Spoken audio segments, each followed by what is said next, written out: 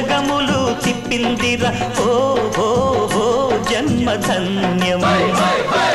చిన్నారి చిట్టెలుకెలా భరించరా లంబోదర పాపం కొండంత నీ పెను భారం